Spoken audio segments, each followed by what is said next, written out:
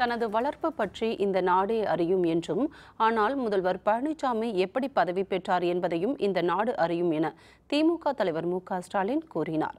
மக்களவைத் தேர்தலில் திருவண்ணாமலை தொகுதியில் போட்டியிடும் திமுக வேட்பாளர் சி.என். அண்ணாதுரையை ஆதரித்து திமுக தலைவர் மு.க.ஸ்டாலின் தேர்தல் பிரச்சாரம் மேற்கொண்டார். அப்போது பேசிய அவர் முதல்வர் பழனிசாமி மீது சரமாரியாக விமர்சனம் செய்தார். திருவாரூர்காரரான நம்முடைய தலைவர் கலைஞர் அவர்கள் இந்த திருவண்ணாமலையை ஒருபோதும் பிரித்து பார்த்தது கிடையாது. திருவாரூரை போல திருவண்ணாமலையும் திமுக கழகத்தினுடைய கோட்டை என்ற அந்த காரணத்தால் திராவிட முன்னேற்ற கழகத்தின் சார்பில் நாம் தேர்தல் அறிக்கையை கடந்த 20ஆம் தேதி வெளியிட்டிருக்கிறோம்.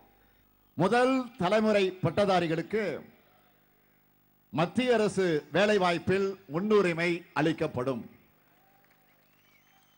கரும்பு டன் ஒன்றுக்கு 4000 ரூபாய் குறைந்தபட்ச ஆதார விலை கொடுக்க நடவடிக்கை எடுக்கப்படும். நாடாளுமன்றத்திலும் சட்டமன்றங்களிலும் மகளிருக்கு 33% இடஒதுக்கீடு வழங்கக்கூடிய சட்டம் கொண்டு வரப்படும். ஆகவே திராவிட முன்னேற்ற கழகத்தை பொறுத்த வரைக்கும் தேர்தல் அறிக்கையில நாம் சொல்லி இருக்கக்கூடிய இந்த உறுதிமொழிகளை நிச்சயமாக உறுதியாக நாம் காப்பாற்ற போகிறோம். அதில் எந்த மாற்றமும் கிடையாது. தலைவர் கலைஞர் அவர்கள் ஒவ்வொரு முறையும் தேர்தல் அறிக்கையை வெளியிட்டு விட்டு அவர் சொல்லுவார், சொன்னதை செய்வோம், செய்வதை சொல்வோம் என்று.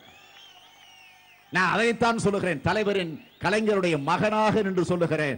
கலைஞர் மட்டுமல்ல, கலைஞரின் மகனும் அதைத்தான் சொல்லுகிறேன். சொன்னதை செய்வோம், செய்வதை சொல்வோம்.